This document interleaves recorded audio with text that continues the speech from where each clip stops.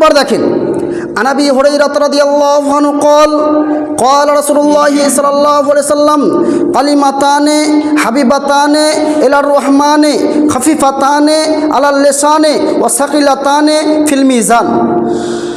আবু হুরায়রা রাদিয়াল্লাহু আনহু বর্ণিত, তিনি বলেন নবী করিম সাল্লাল্লাহু আলাইহি ওয়াসাল্লাম বলেছেন, প্রতিপালকের নিকটে দুইটি বাক্য রয়েছে, কালিমাতানে হাবিবাতানে, যেটা রহমানের নিকট অতীব পছন্দনীয় বাক্য, মুখে উচ্চারণ করতেও সহজ এবং মিজানের পাল্লায় অনেক ভারী। মুখে উচ্চারণ করতে খুবই সহজ, মিজানের পাল্লায় বাক্য দুটি খুবই ভারী। সেই বাক্য হচ্ছে সুবহানাল্লাহি ওয়া বিহামদিহি সুবহানাল্লাহিল আজিম। রাসূল সাল্লাল্লাহু আলাইহি ওয়াসাল্লাম বলেন, কোনো ব্যক্তি যদি দিনে 100 বার বলে সুবহানাল্লাহি ওয়া বিহামদিহি সুবহানাল্লাহিল আজিম, এইরকম যদি কোনো ব্যক্তি বলে থাকে, কিয়ামতের মাঠে যেদিন তারাজু পাল্লা করা হবে, তারাজু পাল্লা অর্থাৎ যেই সমস্ত যন্ত্র দিয়ে জিনিস মাপানো হয় সেটাই হচ্ছে তারাজু পাল্লা। কিয়ামতের মাঠে একদিকে হবে নেকি, একদিকে হবে গুনাহ। আপনাকে বুঝাই, এটা হচ্ছে গুনার পাল্লা, এটা হচ্ছে নেকির পাল্লা। এই রমাজান মাসে অনেক আমল করেছেন। এই দিনে চলতে চলতে আপনি উঠতে ফিরতে বলতেন সুবহানাল্লাহি ওয়া বিহামদিহি সুবহানাল্লাহিল আজিম, লা ইলাহা ইল্লাল্লাহ মুহাম্মাদুর রাসূলুল্লাহ, লা ইলাহা ইল্লাল্লাহ মুহাম্মাদুর রাসূলুল্লাহ, এই সমস্ত জিকির আজকার করেছেন। তখন এই সুবহানাল্লাহকে, আপনার যেদিন গুনার খাতা ভারী হয়ে যাবে সেদিন এই সুবহানাল্লাহকে নেকির পাল্লায় দেওয়া হবে।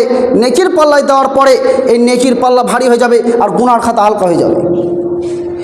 এই বিনিময়ে সেদিন আপনাকে জান্নাতে দেওয়া হবে। কিসের বিনিময়? এই যে পৃথিবীতে বললেন সুবহানাল্লাহি ওয়া বিহামদিহি সুবহানাল্লাহিল আজিম, এর কত গুরুত্ব, এর কতই ফজিলত। কিন্তু আজ আমরা একটাই জিনিস বুঝতে পারি না। আজ আমরা মেতে আছি হুজুরকে নিয়ে। হুজুর কখন আমার জন্য দোয়া করবে, আমার ফ্যামিলির জন্য দোয়া করবে, হুজুরের সাথে সাথে আমি হাত তুলবো আর আমি বলবো আমিন। এইটাও তো মুক্তাদি বুঝলো না, এটাই তো মানুষ বুঝলো না। ইমাম যখন বলছেন, আল্লাহ আপনি আমার পিতামাতার দোয়ার জন্য, আল্লাহ আপনি পিতামাতাকে আমার কবুল করুন, জান্নাত বেসুল করুন, আপনি তখন বলছেন আমিন। হুজুরের পিতামাতাকে আল্লাহ জান্নাতে ভরে দাও, আর আপনার পিতামাতা কোথায় গেল?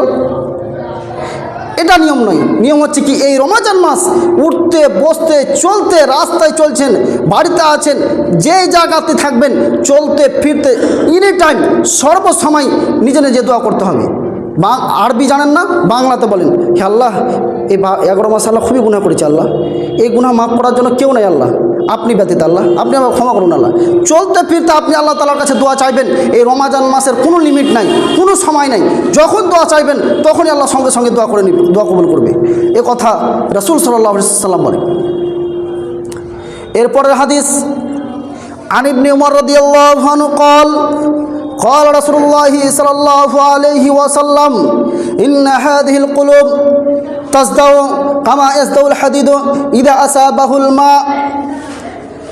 আব্দুল্লাহ ইবনে আমর রাদিয়াল্লাহু আনহু বর্ণিত, তিনি বলেন নবী করিম সাল্লাল্লাহু আলাইহি সাল্লাম বলেছেন, নিশ্চয়ই মানুষের শরীরের মধ্যে একটি অন্তর রয়েছে, একটি কলব রয়েছে, যেটা মরিচা পড়ে যায়, যেটা জং পড়ে যায়। এ কথা রাসূল সাল্লাল্লাহু আলাইহি সাল্লাম বলেন, কামা ইয়াসদাউল হাদিদ ইদা আসাবাহুল মা, যেভাবে পানির স্পর্শে লোহায় মরিচা পড়ে, যেভাবে যদি কোনো লোহাতে যদি পানি পড়ে, পানি পড়ার কারণে ওই লোহাতে জং ধরে যায়, এ কথা রাসূল সাল্লাল্লাহু আলাইহি সাল্লাম বলেন। ঠিক মানুষের অন্তরের মধ্যে একটি কলব রয়েছে, একটি অন্তর রয়েছে, ওই অন্তরের মধ্যে জং পড়ে যায়, মরিচাল পড়ে যায়।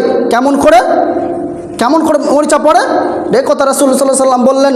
তখন কিলা ইয়া রাসূলুল্লাহ ওয়া মা চালাওহা, তখন একজন সাহাবী জিজ্ঞাসা করছেন, হে আল্লাহর নবী, অন্তরের মরিচাকে কি করে দূর করা যাবে? আল্লাহর নবী, অন্তরে যে মরিচা পড়ে যাবে, অন্তর যে জং লেগে যাবে, এই জংকে কি করে দূর করা যাবে? তখন রাসূল সাল্লাল্লাহু আলাইহি সাল্লাম বললেন, কাসরাতু যিকরিল মউত ওয়া তিলাওয়াতিল কোরআন, তোমরা বেশি বেশি করে মওতকে স্মরণ করো এবং তোমরা কোরআন তেলাওয়াত করো। এই দুটি যদি তোমরা করো তাহলে তোমাদের অন্তরের মধ্যে জং পড়বে না। প্রথমত কি বললেন? কাসরাতুল মওত। এই জিনিসটা মনে করতে হবে যে এই রমজান মাসে আমি আছি, এই রমজানের যে 30টা রোজা রাখলাম, পরের বছর আমি এই 30 রোজা রাখতে পাবো কিনা, এটা সম্ভব নেই। এই যে এটা মনে করতে হবে, উঠতে ফিরতে মতকে স্মরণ করতে হবে। আসরের সলাত আদায় করলাম, আল্লাহ জোহর মাগরিবের সলাত আদায় করতে পাবো কি পাবো না একমাত্র আল্লাহ আপনি ভালো জানেন আল্লাহ। এইরকম মতকে স্মরণ করতে হবে। ও তেলাওয়াতিল কোরআন, এনি টাইম কোরআন তেলাওয়াত করতে হবে। রাসূল সাল্লাল্লাহু আলাইহি সাল্লাম বলেন, তোমরা বেশি বেশি করে কোরআন তেলাওয়াত করো। যদি তোমরা কোরআন তেলাওয়াত করো, তাহলে তোমরা যদি রাত্রে যদি শোয়ার সময় সূরা মুলক পড়ে যদি ঘুমাও, তাহলে তোমাদের পেটের ব্যথা হবে না। কোনো ব্যক্তি যদি পেটের ব্যথায় যদি মারা যায়, তার কবরের শাস্তি হবে না। কোনো ব্যক্তি যদি সূরা মুলক পড়ে রাত্রে ঘুমায়, তাহলে তার কবরের শাস্তি হবে না। এই কারণেই তোমরা বেশি বেশি করে কোরআন তেলাওয়াত করো, তোমরা বেশি বেশি করে কোরআন তেলাওয়াত করো। এই রমাজান মাসে তোমরা বেশি বেশি করে কোরআন তেলাওয়াত করো। এ কথা রাসূল সাল্লাল্লাহু আলাইহি সাল্লাম বলেন।